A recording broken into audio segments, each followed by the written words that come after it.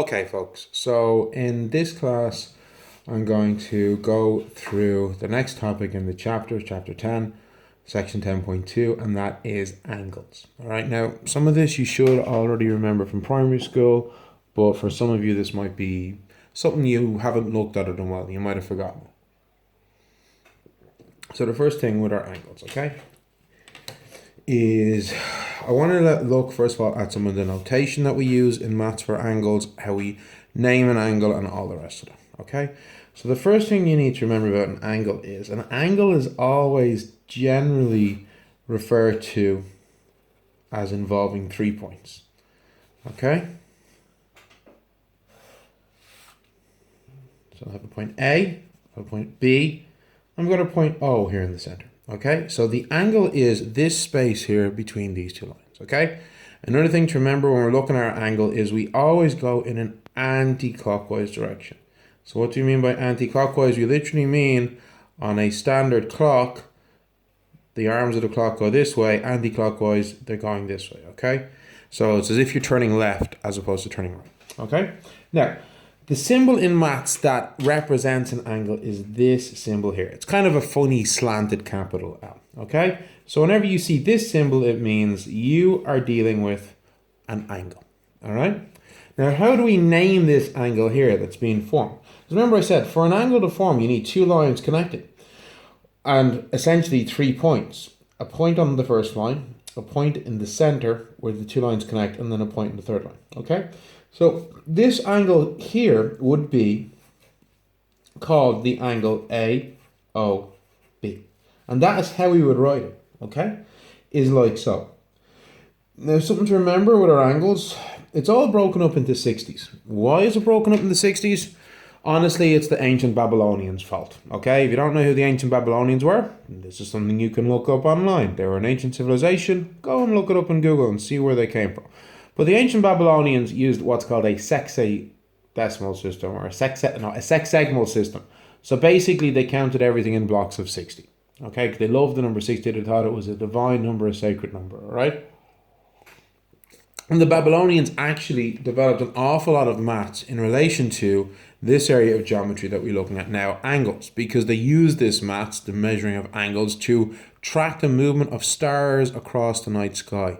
This is important for timekeeping, for agriculture, to know when the different stages in the seasons are going to be, but also for religious reasons as part of their ancient practices, okay?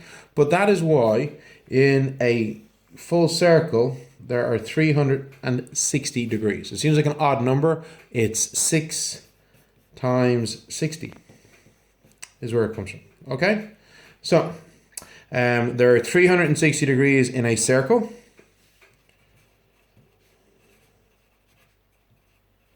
Okay, there are 60 minutes in a degree, and there are 60 seconds in a minute. Although you won't be getting onto seconds and minutes until probably third year. So just don't be worrying about it too much, okay? And whenever we're writing a degree, we always have this little circle in the upper right corner to represent that the number is referring to degrees. That's our unit for degrees, okay? Just as cm is the units for centimeters, all right? So, now we've talked about naming of an angle. That's the first bit, okay? It's fairly straightforward. Now I want to talk about a couple of very specific angles. The first angle that I want to discuss is this one here. Okay? And that is a right angle. Now, a right angle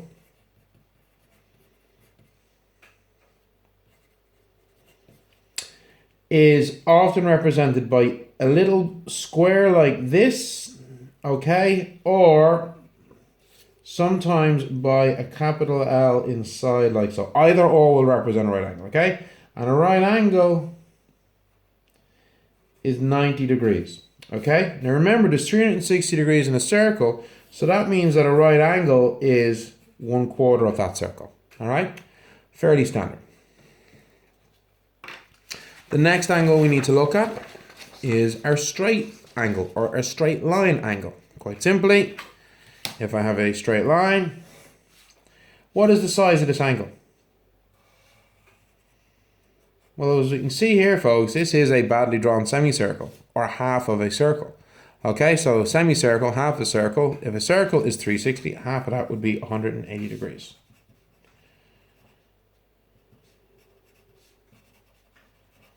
Okay, so a straight angle. Okay? Next thing to look at is some general terms for angles. Okay? If I have an angle, all right, which is between 0 degrees and 90 degrees, like this, it is called an acute angle. Okay, an acute angle. Now, if I have an angle that looks like this. Now, by the way, when I say 0 to 90, if we go back to our circle again, okay? This is where we start, the right-hand side here. Because remember, we're going in this direction. So from here to here is 90 degrees. Okay?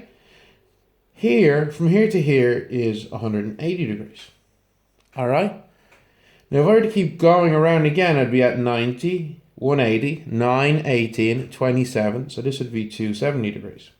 And then we get to here, we're back to 360 degrees or 0. So don't forget about this as a way to break up a circle. 0, 90, 180, 270, okay? So going back to this, okay? If I have an angle that's between 90 degrees and 180 degrees, okay? Yeah. So somewhere around here, it is what we call an obtuse angle. Okay? And then if I've got a really big angle, okay, an angle which is more than 180 degrees, it's called a reflex angle. Now you have to know what these words mean. You have to be able to identify what these different types of angles are, okay? Now let's think about this for a minute though. If I've got, let's say I've got an angle like this, okay? And I've got my point A, and I've got my point O, and my point B. Well, this angle here is the angle formed between the points A, O, and B. But there's actually a second angle that's also formed between the points A, O, and B. Because you have to remember, we've got two sides to this, and that is this angle here. So this reflex angle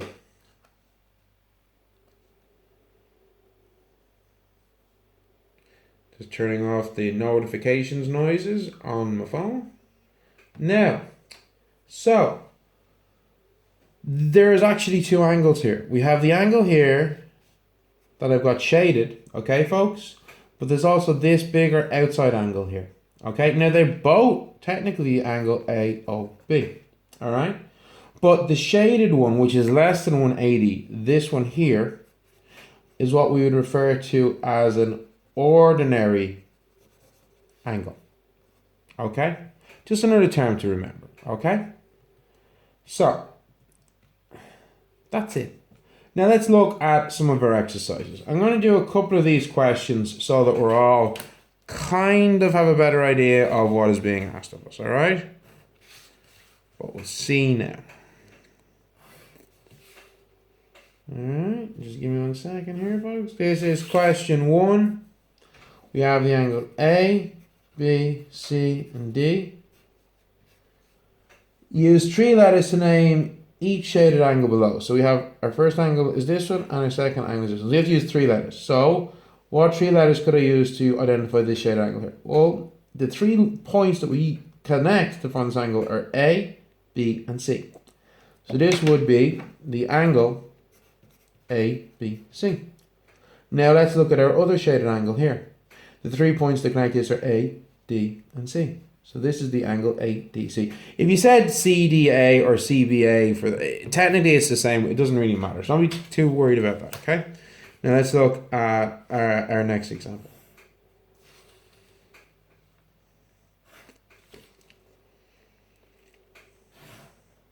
So we have L shaded here, M shaded here, and N. So what's this angle going to be? Well, the 3 points that make it up. Starting off at N, we go to L, and we go across to M. So big slanty capital L for angle, N, L, and M. And then this angle here. Well, we start off at L, we go to M, and we go to M. So L, M, and M. Okay? Now, likewise, I could use a single letter to name these angles because it's in a two-dimensional shape that's drawn here. So I could have also called this the angle B, and I could have called this the angle D. But it's better to get into the habit of actually naming the angles with 3. Okay? So I'm going to do one more example, and then I'm going to call it. But you guys must continue doing all the rest of these questions for your homework. Okay? So question 3.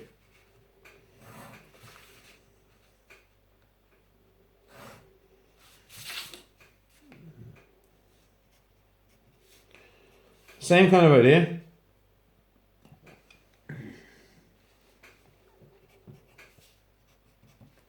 So what could we call this?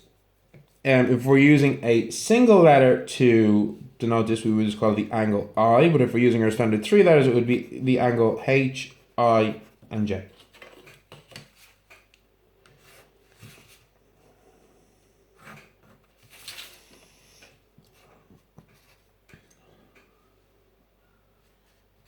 So D, E, and F. As a single letter, it would be the angle E. As 3 letters, D, E, and F.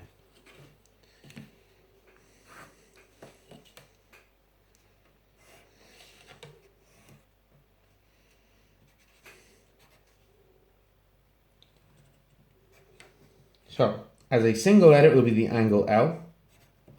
As 3 letters, it would be the angle M, L, K.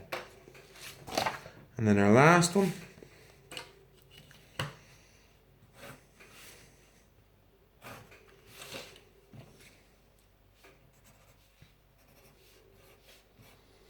As a single letter, it's the angle N. And as 3 letters, it's the angle M, N, and O. So that's it for now. As I said, I'd like you to continue doing all the questions in exercise 10.2. There's not that many of them. They're fairly basic. They might look like there's a lot, but these are very simple questions. So it shouldn't take you more than about 15-20 minutes. Okay? So talk to you online. Thanks, everybody. And as usual, if you're having any difficulties, please email. Okay? Don't be wrecking people's heads at home. And remember to wash your hands.